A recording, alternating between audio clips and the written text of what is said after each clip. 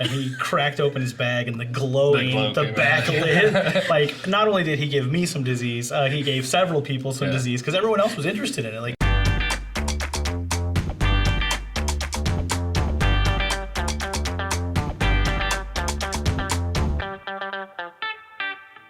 So we're back from GenCon, and did we accomplish everything that we wanted to accomplish? No, we absolutely failed. Yes.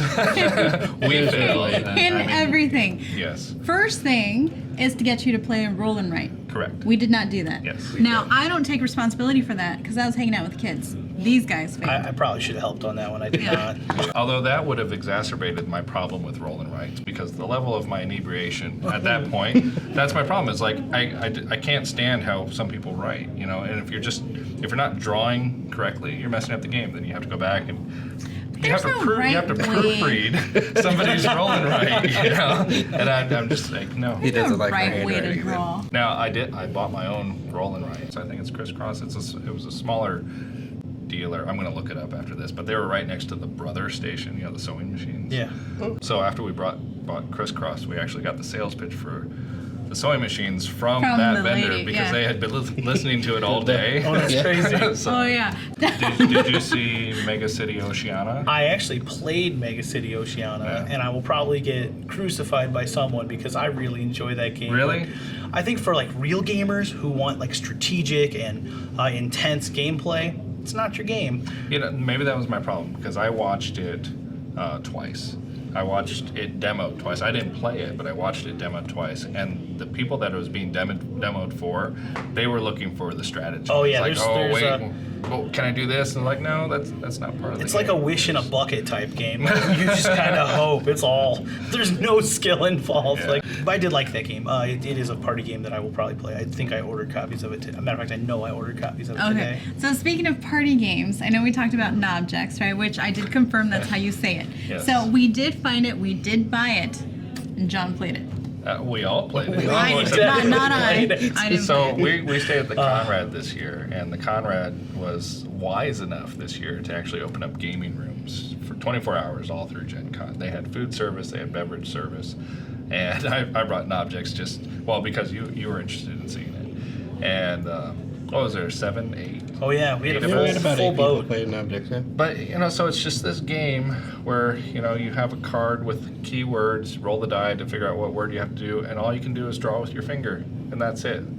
That's the whole game. Like, you're paying for a deck of cards and a die with words on it. But it was outstanding. Yes. I mean, we had so much fun. We finally got to the point where it's like, oh, when does the game end? Oh, when somebody's got 6 cards. Well, Dan already had 7. And we're like, well, let's play the 10. Let's just keep going. Let's just keep going. So, Everyone you introduced to that game enjoyed that game. From the new people who came along to us, it was a great party game. Yeah. Definitely enjoyed it. So, Nobjects, it's great. Just get it, you know.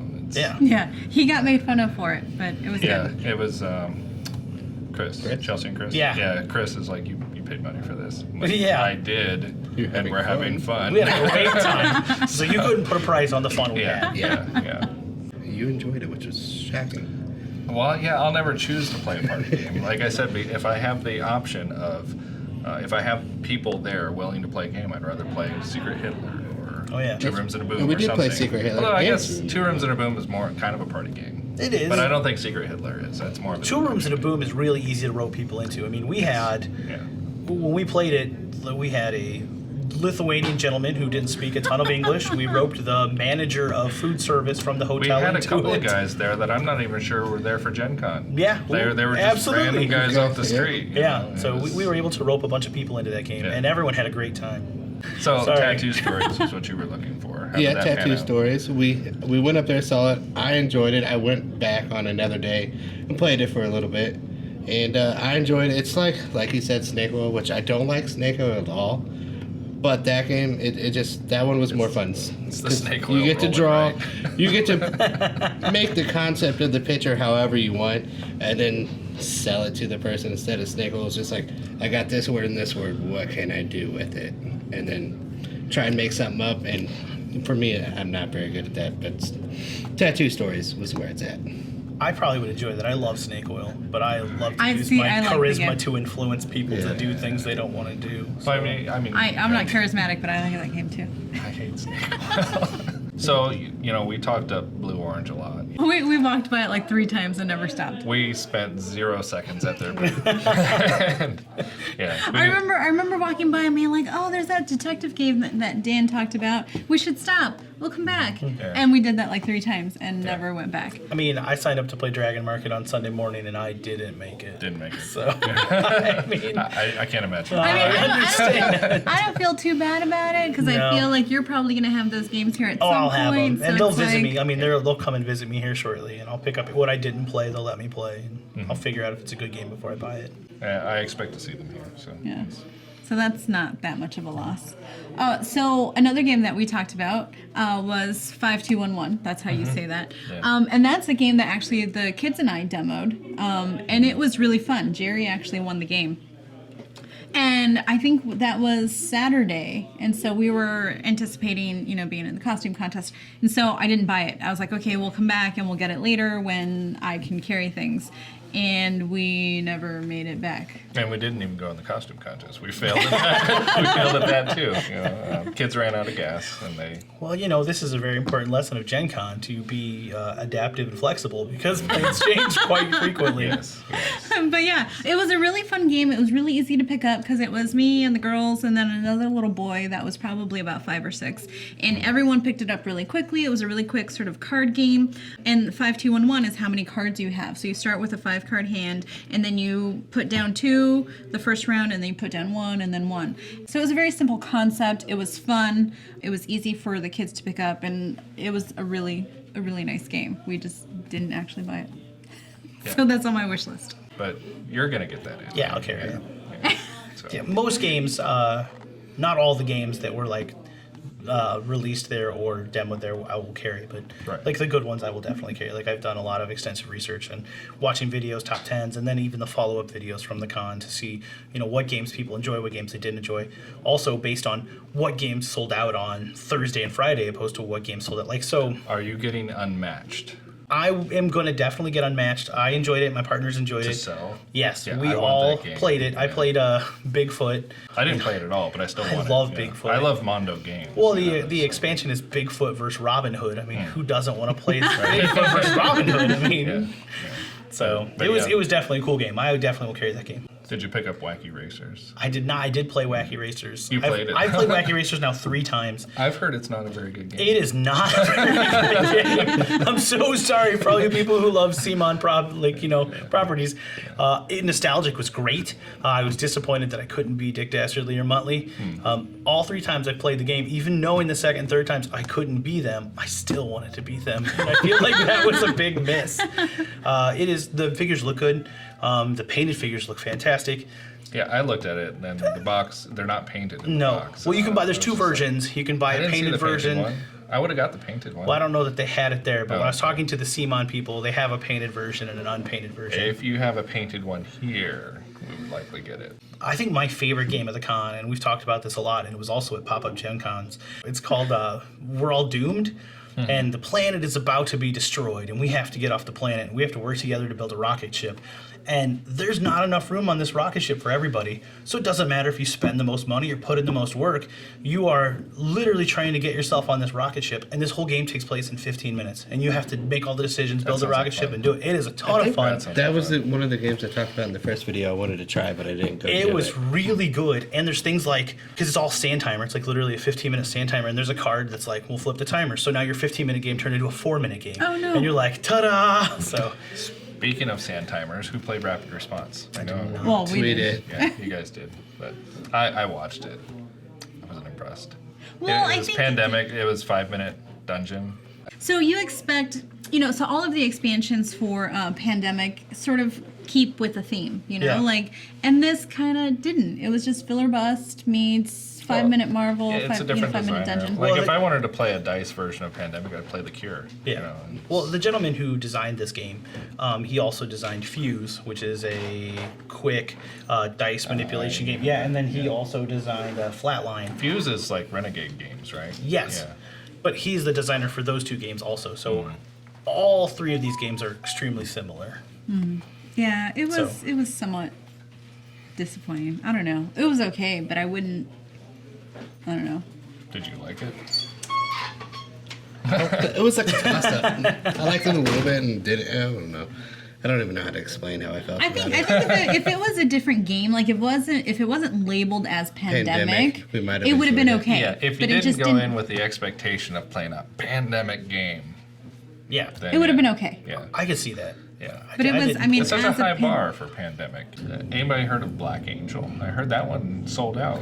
I played Black Angel. Yeah. It was on a lot of top 10 lists for Gen I Con. don't know a thing about I it. didn't even heard about The that. guy who taught me how to play it, the gentleman who was running our table, didn't know how to play it, so that didn't help. And there are, this is an exaggeration, 100,000 dice. So please don't crucify me because there's a lot of dice. You're on a spaceship, and you are using your dice. You're manipulating dice, rolling dice, using the dice to basically make everything go. And I think I probably would have enjoyed it more if the gentleman who was demoing could have answered our questions. So it's like Noctiluca, but expanded. I believe so. I own Noctiluca. I've never played it, but it's one of those games where it looked very visually great. It looks like a great game. I think if I play it correctly, I'll enjoy it. It's hard to tell. Well, I mean, there's so many people who really got behind this game and said it was like the hot game of the con.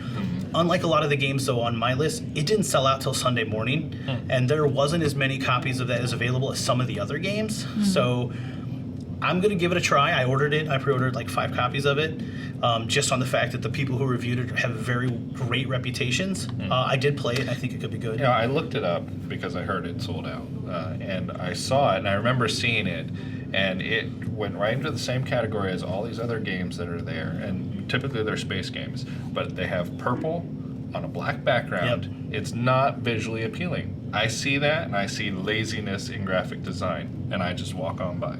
And so many space games out there are like that. Purple on a black background. Stop doing it. I'm going to give it a try. My partners didn't like it. I need some sort of filter to that. I thought it was Not many games, you know, that's one of them right there. Mine is the white But- box. How there's so many games now when you look at a brand new game and it's in a white box. Everything is in a white box. Like right now we're in the age of white box. Like Okay, but you know what we did buy that was in a white box was Petrichor. So we were done. We were done at Gen Con. We had our games. It's like, okay, it's like 4 o'clock. Or it's 3 o'clock. Let's head back to the hotel. And that was it. So we go down this aisle that apparently we had not gone down before. We stopped to rearrange our bags to make sure the kids are okay for the final stretch home. We just happened to stop by Ape Games that's selling Petrichor. I didn't bring the actual game here. This is the expansion that we ended up picking up too. And we just sat there, and the woman that was demoing it, she was hungry. She left. She went to go get a snack. Not very far to get a snack. She was right there, but she was eating the snack, and Wendy asked her, "What is this game?" Because it was beautiful. And she explains it to us. She explains it to our kids. And that's like my find of Gen Con. Like, I am so excited to play this game. It's just you are clouds trying to grow the best fields by dumping on them, you know? And it's just, yeah, we were lucky. it is unique. Like I love the box. It's a white box. But it's a white box. And I remember though the giant like water droplet Yeah, on the it's front. really, Like that's it's really pretty. so it was visually appealing enough for me to remember that it was in this, this water droplet. And it does look nice. Yeah, it was outstanding. And then we're going to try to go check out. We have to walk to the other side of the booth. We were done, and then we picked up 4 more games. That's usually how it goes, though. I think when I was done at Gen Con, and I was like, I'm not going to spend any more money. On Sunday alone, I think I spent $900 on board games. So I was just like, I wasn't supposed to have it. Right. So I totally understand. Well, we did that. So then, we buy these games and we're on our way out and we were like, oh, we didn't go to check games because they're not in the exhibit hall. They're Yep. upstairs Yeah. in a room. And we're like, oh, that's one of the places we wanted to go. So we're like, okay, well, it's right here. Let's just take the escalator up. And we go up there and, it's a bunch of games we already have and then a bunch of party games. And John's like, But, our kids were collecting pins. Yep. And so we're like, okay, well, how much are the pins? And then, the guy just looks at our girls and he's like, just take them. Just speaking to the customer service of that whole team up there, we walk in there, and this guy comes up to us almost immediately, saying that there's 2 people, there's 2 people in the back waiting to play Letter Jam. They need 2 more people, and they want to know if we could play. Now, I declined because our kids were out of gas. We just needed to go. But, it's one thing to try to get us to play a game so that we could buy it, but Letter Jam was sold out. Right. There was no chance that they were going to sell us Letter Jam, and yet he still came over and was like, hey, just come over and play a game with us. There was 1 hour, there was 30 minutes left of the con, and they were going to close. And still, they were engaged. They were trying to get people to play games. I've always liked the people who check games. Yeah, I mean, every they're time I had to interact with them. They're outstanding. I mean, I'm not going to lie, previous to this year, I mean, it was Codenames or Bust for me. Right. That was the big game that they carried. But, Yeah. even when they're like, look at our big copy of Codenames, I was like, yeah, I like the big copy of Codenames. And they're very nice about it. They tell you all about it. They answer all my questions. Yeah. So. I think that's something that's underestimated at something like this. It's like the customer service. Oh, You yeah. know, like you think people are like, oh, they're just gonna buy our game because they like our game. But I mean, there are plenty of booths we went to where we got ignored, and we were just like, okay, we can buy. You know, I don't need your game. There are plenty of other Board things I game can look at. tabletoppers Yeah. totally ignored us. You know, I mean, we're looking for something to brand for our channel. You know, Yeah. custom one. They didn't even say one word to us. It was just like, okay, well, we're done. We're done here. I find that a lot there. But like I said, I know a couple people who worked like the Asmodee booth, and they know absolutely nothing about board Right. games. I don't even know how they. Catalyst Games was like that. I don't even know how they got the job, to be honest, because they're not board gamers. They probably couldn't list 5 board games they've played. So Well, we were at Catalyst, you know, they published Shadowrun and Battletech and all that. So they had these guys there standing next to these stack of games, and we asked them about that game. I was like, I don't know anything about this game. I can try to find somebody that does, you know. Yeah. And then I went to go get Shadowrun Shadow Ops, and that was just over and over. I mean, obviously, I knew I wanted Shadowrun, Right. so I got it anyway. But what was the one I could really? Cosmos or Cosmos. They had so many volunteers there, and the way their booth was set up, there was a single aisle. It was like a You traffic couldn't get jam. past there. So, but the guys that were, well, the guys and the girls that were working there, they would take up those aisles, just standing there, not doing anything, not helping somebody, just standing there. And it's So like, you just couldn't get through. you couldn't get through. It was- That's unfortunate. There was a whole corner of games that I couldn't get through because one of them decided that's where she was going to lean. Well, She wasn't going to move. We you did know? get the exit games from that. We did. Or I mean, I still bought from them, but the escape. I wouldn't Grudgingly. have. I noticed today that they're already looking for volunteers for 2020 Gen Con. Mm-hmm. The Gen Con company themselves are, and those game companies have already put out Yeah. the volunteers. And I know that if you would like to volunteer at Gen Con, I know for some of these companies, like the Asmodee, they pay for your Gen Con badge for 4 days and hotel stipend. So Yeah, because I mean, this far out, they can pick and choose and Yeah, get people with ab- experience, and that's what they need. And I think you that's know? why they might have done it so early this year, just because of the turnout and maybe even some of the feedback. Oh, I'm glad they're taking feedback because I mean, there's a number of companies that we just don't buy from anymore because of just poor experiences at Gen Con. Tasty Minstrel Games is one that I can think of. Like, I haven't bought a game from them. Well, I kickstarted GenTees. That was the last thing, though. I ignore most of their stuff now just because poor customer service. That's fair. One of the things that we like doing there is hitting the smaller game publishers that maybe this is their entire sales for the year. And this one, Chroma Cube. It looks really good, like visually. Yeah, it's really pretty.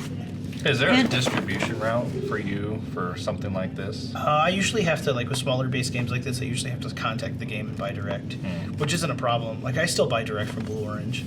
So, It's a bigger company. Though. well, I know, but I'm just saying, like, there are a lot of these, the people who make Welcome to, I just got their information to buy direct from them. Yeah, I buy directly from Plan B for like Century at the Century Yep. games. Yeah, I always get it directly from them because they have the playmats. Yep. You know, so.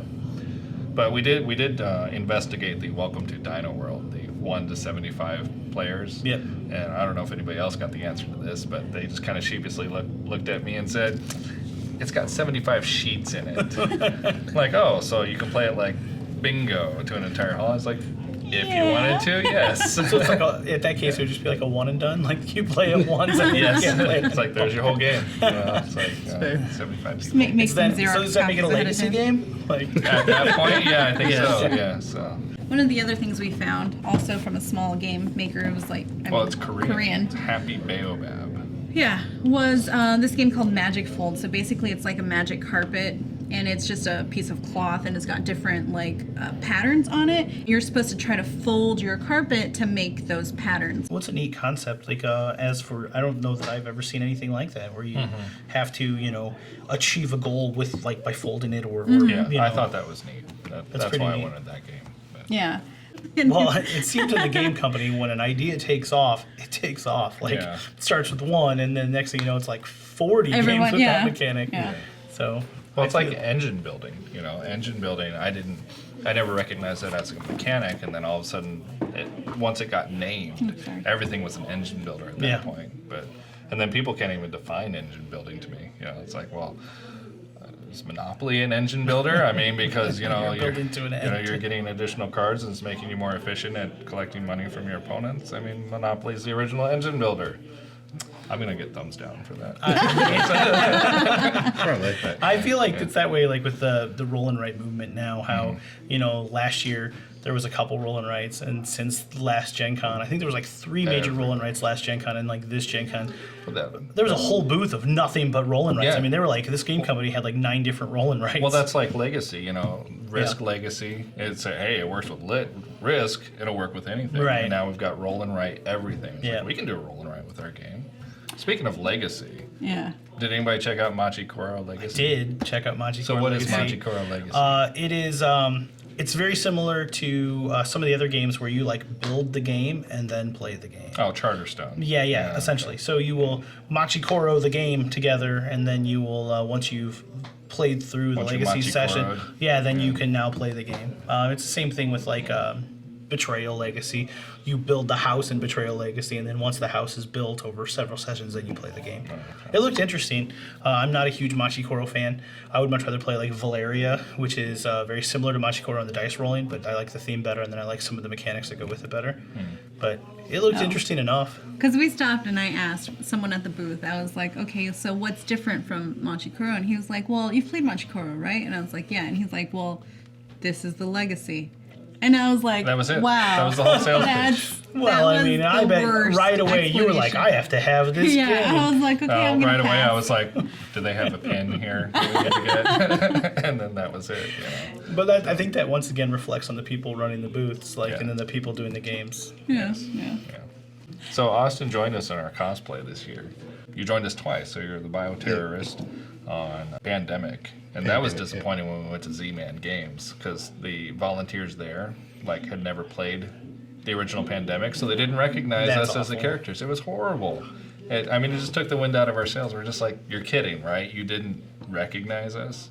There was then- one of them there. Yeah, that- one- Well, yeah, person. later Yeah. when we started to move towards rapid response, she came and was like, oh, love your cosplay, let me take your picture. And yeah. I will say this: when we were in the card hall and Austin came out as the bioterrorist, and I asked him if I could have some diseases, and he cracked open his bag, and the glow came out. backlit. Like, not only did he give me some disease, he gave several people some Yeah. disease because everyone else was interested in it. Like the way you set that up, Yeah. and then how the bag was and how he portrayed it, it was really interesting. It was really good. Got a great response in the card hall. Great. Yeah. So.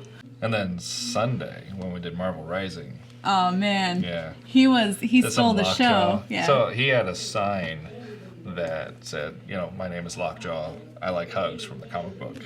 And boy, did he play that up. There were hugs Galore. everywhere. We couldn't get anywhere because he was just sitting there hugging people.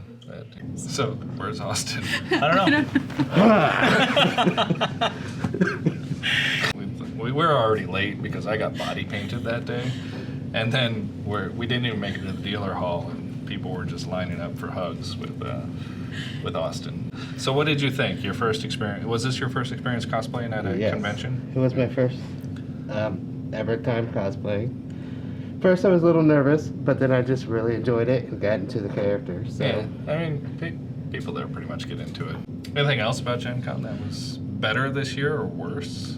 Other than the break-ins at the Embassy Suites? Yeah. I hear that happens every year, though. Supposedly that does happen every year, and Okay. there was was a fire. there was the hotel fire. The hotel fire. Oh yeah. and But- 6 people got shot. I think. Yes, but that was not in That was- downtown yeah. Indy. Like it was in Indianapolis, but not downtown Indy. The- It was uncon related. The car getting backed into the JW. Yeah, the valet who ran Oh, through the man. window. Yeah, that was interesting. But that was all not Gen Con related. That was Yeah, all it's just all outside things that Gen Con, happened.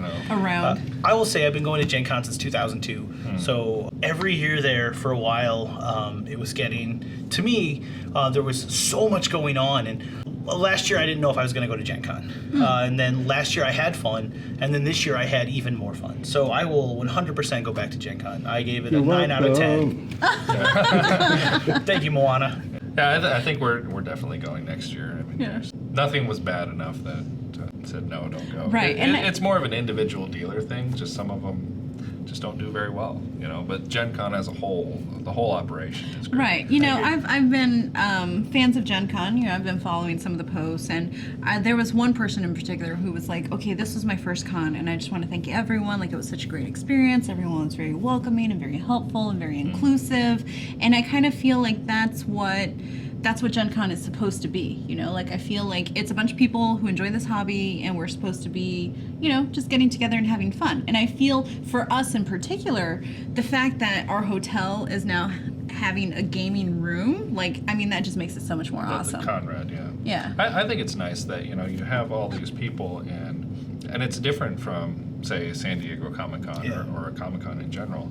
And when GenCon is about board games or games. So with 70,000 people, everyone there has at least one thing in common, and it's games. Yeah. You know, you're there for games.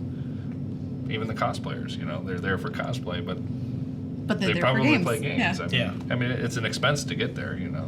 But, you know, you go to San Diego Comic-Con, people are into movies, or they're into comics, or they're into figurines, or whatever. But here, it's games, you know. When you still get a lot of the pop culture bleed too into Yeah. both, but I mean, I will say that I played more games this year at Gen Con than I think I've ever played at Gen Con, and I was happier. Matter of fact, some of the things I did that took up, like, I played in a 7-hour role-playing session, and I mean, next year I'll be like, I'm not doing that because it's 7 hours. Like, I mean, it was And fun. So many other things I could be It was doing, fun, yeah. but at 7 hours is a lot of time to take up when there's so much to do. Like Right. So, dinner reservations. yes, like dinner reservations. Yes. But yeah, I got to play games in the evening for the first time ever because, you know, we're always at the Conrad, and I never really wanted to walk anywhere to go play games. And thankfully, you guys came to the Conrad, and that was outstanding. I mean, we do it again. Like I said before, yeah. I love the Conrad. It's one of my favorite hotels in downtown Well, they had Indy. food and beverage service. I don't Yeah. know that the other hotels have it or not, but they did. I mean, it was nice. Yeah. It was a great giant hall opened up. I mean, there was lots of room. It They was had a lot of fantastic. tables in there as well. Yeah, it was definitely. I am going to attempt to stay at the Conrad next year. I tried to attempt it this year, but they have a contract with Indy, and I tried to just buy 3 years worth of rooms at one time, and they were like, no dice. So I'll just have to get up early and get into the housing block and trudge on. But Yeah, we're always outside the housing block. It's expensive.